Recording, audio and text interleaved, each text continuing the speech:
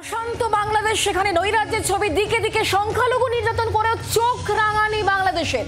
ভারতের বিরুদ্ধে হুঙ্কার ইউনূস সরকারের আইনি উপদেষ্টার। ভারতকে বুঝতে হবে বাংলাদেশের মানুষ নতজানু নীতি মানবে না, এটা বলা হচ্ছে আইনি উপদেষ্টা তরফ থেকে। কারণ আপনারা জানেন সংখ্যালঘু নির্যাতন চলছে, আর তারই মধ্যে বাংলাদেশে অন্তর্বর্তী সরকারের আইনি উপদেষ্টার এই বক্তব্য অত্যন্ত গুরুত্বপূর্ণ হয়ে যাচ্ছে। কি করে এই কথা তিনি বলছেন? আমরা সম অধিকারের কথা বলছি, সম অধিকারের প্রশ্নে তারা প্রশ্ন তুলছেন। ভারতের বিরুদ্ধে তারা একের পর এক মুখ খুলছে।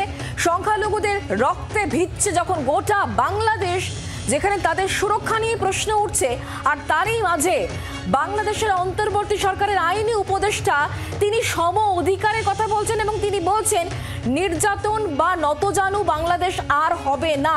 ঠিক কোন প্রশ্নে তার এই মন্তব্য? কেন তিনি বলছেন যে বাংলাদেশের মানুষ নতজানু নীতি মানবে না, আমরা সম অধিকার এবং সম মর্যাদার ভিত্তিতে বন্ধুত্ব চাই? এই মন্তব্য করছেন বাংলাদেশের আইনি উপদেষ্টা আসিফ নজরুল।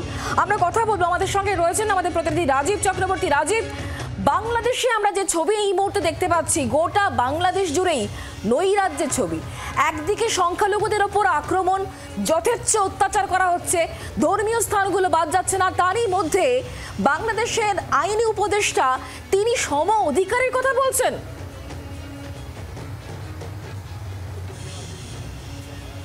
অবশ্যই সম অধিকারের কথা বলছেন এবং সম অধিকার তাদের রয়েছে, কিন্তু মিছিমিছি কেন আসিফ নজরুল এই অন্তর্বর্তী সরকারের আইনি উপদেষ্টা এই গরম বক্তৃতা দিচ্ছেন সেটি ভেবে দেখার বিষয়। আসিফ নজরুল যেটি বলেছেন যে বাংলাদেশ অর্থাৎ বর্তমান বাংলাদেশ আর নতজানু নীতি মানবে না। দেখো, এখানে কয়েকটা প্রশ্ন স্বাভাবিকভাবেই উঠবে। নতজানু নীতির প্রশ্নই থাকছে না। ভারত কখনোই বাংলাদেশকে নতজানু নীতি মানতে বাধ্য করতে পারে না, বা নতজানু নীতি ভারতের নেইও। এক্ষেত্রে একটি বিষয়, যখন সচিব পর্যায়ের বৈঠক হতে চলেছে তখন তুমি একের পর এক ভারত বিরোধী বক্তব্য এবং গরমাগরম বক্তব্য দিয়ে সেখানকার হাওয়া গরম করার জন্যই এই ধরনের মন্তব্য সামনে আসছে বলে অন্তত যারা বিশেষজ্ঞ তারা মনে করছেন। এবং এক্ষেত্রে পেছন থেকে অর্থাৎ একেবারে নেপথ্যে কারা রয়েছে এই দুদেশের সম্পর্ক নষ্ট করার ক্ষেত্রে সেটিও খতিয়ে দেখার বিষয়। একদিকে যখন দেখা যাচ্ছে যে গত জুলাই আগস্টে যখন সে দেশে বিপুল আন্দোলন হয়েছে, হাসিনা সরকারের পতন ঘটানো হয়েছে, শেখ হাসিনা তিনি পালিয়ে বেঁচেছেন, তার পরবর্তী সময়ে বাংলাদেশ কোন পথে এগোচ্ছে? এরকমই যখন প্রশ্ন আসছে, রাজি তুমি আমাদের সঙ্গে থাকো, একবার শুনিয়ে দেব আইনি উপদেষ্টা বাংলাদেশের আসিফ নজরুল ঠিক কি বলেছেন তিনি। এই ভারতীয় স্ক্রিপ্ট এখানে রূপায়িত করার কাজে নেমেছে কিছু মানুষ। নাহলে তাদের কি স্বার্থ আছে? 16 বছর 17 বছরে আওয়ামী লীগ কী করেছে আপনি সেগুলি ইনভেস্টিগেশন করে দেখান, মানুষকে বলেন এটা করেন, কনস্ট্রাকটিভ ওয়েতে বলেন।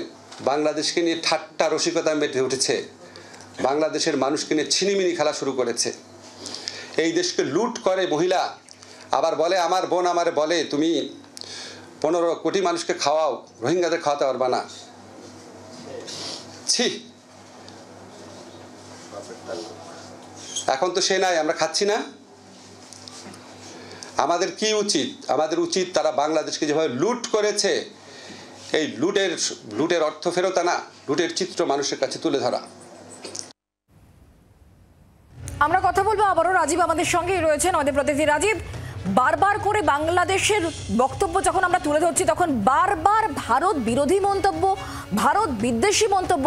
আমরা জানি 10 তারিখে বিদেশ সচিব পর্যায়ে বৈঠক রয়েছে, তার আগে বাংলাদেশে একের পর এক এই ধরনের যে মন্তব্য, কোথাও কি বৈঠকটাকে বানচাল করার চেষ্টা করা হচ্ছে? কারণ এই যে মন্তব্য বলা হচ্ছে আমরা আর নতজানু হয়ে থাকবো না, সম অধিকারের প্রশ্ন তারা তুলছে, যেখানে সেখানকার সংখ্যালঘুরাই তারা বারবার নিপীড়িত হচ্ছে।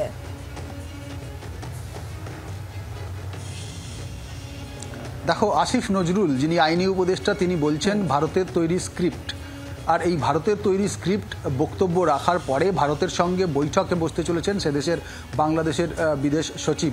এখানেই তো প্রশ্ন উঠছে যে সচিবদের পর্যায়ের বৈঠক কিভাবে এগোবে, কিভাবে এই বৈঠক সফল হবে।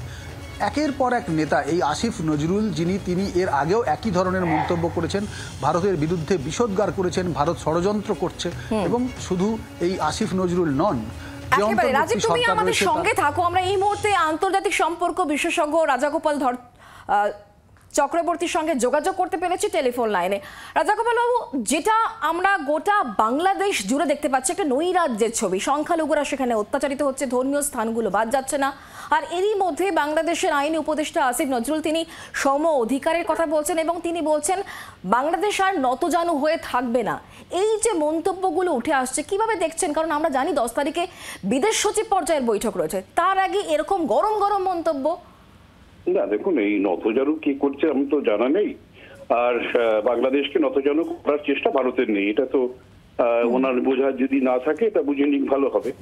আর 2 নম্বর ব্যাপার হচ্ছে যে যেসব কথাগুলো বলছে এগুলো দুটো কারণ। একটা হচ্ছে লোকাল অডিয়েন্স, লোকাল যারা মানুষকে উগ্রবাদে কিছুটা দীক্ষিত করা, এবং যদি কোনোদিন ভোট হয় শীঘ্রই, তাহলে ভোটে এই উগ্রবাদীদের যে দলগুলো আছে তাদেরকে এক কাট্টা করে তাদেরকে ভোটে জিতিয়ে আনা একটা দিক। 2 নম্বর হচ্ছে ভারতকে উত্তপ্ত করা। ভারত যাতে উত্তপ্ত হয়ে কিছু সামরিক অ্যাকশন নেয়, সেটাই হচ্ছে স্ট্র্যাটেজি। যাতে ড্রোন পাঠিয়েছে, দেখলেন আপনারা, টার্কিশ ড্রোন পাঠিয়ে দিয়েছে, ভেরি পাওয়ারফুল ড্রোন, বর্ডারের চারিদিকে ঘিরে রেখে দিয়েছে। ভারত যাতে কোনোভাবে ওয়ারের দিকে যায়, এবং সেটা হলেই হয়তো ওরা ভাবছে যে চীন এসে পড়বে ওদেরকে। হ্যাঁ, চীন আসলে হয়তো ভারতের অর্থনীতিতে বা সবকিছু দিয়ে হয়তো একটা বিরাট ঝামেলা হতে পারে, এই একটা ভাবনা চিন্তা নিয়েই ওরা এগোচ্ছে। কিন্তু ওদের উদ্দেশ্য যেটা হচ্ছে সেটা হচ্ছে মৌলবাদ প্রতিষ্ঠা করা, লোকাল অডিয়েন্স। ওরা জানে ভারত ও ম্যাচিউরড কান্ট্রি, তার চিন্তা ভাবনাও ম্যাচিউরড, সে কখনো আগ্রাসী মনোভাব কোথাও নেয়নি, কখনো তো বলেনি বাংলাদেশ নতজানু হয়ে থাক। সুতরাং এই প্রশ্নটা আসার তো কোনো কারণ নেই।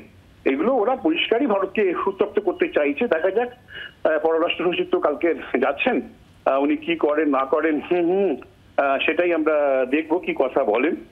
হিন্দুদের উপর যে আক্রমণ হচ্ছে সেটা যদি উনি তুলে ধরতে পারেন ঘটনা দিয়ে, পুরো ডিটেলস গুলোকে দিয়ে,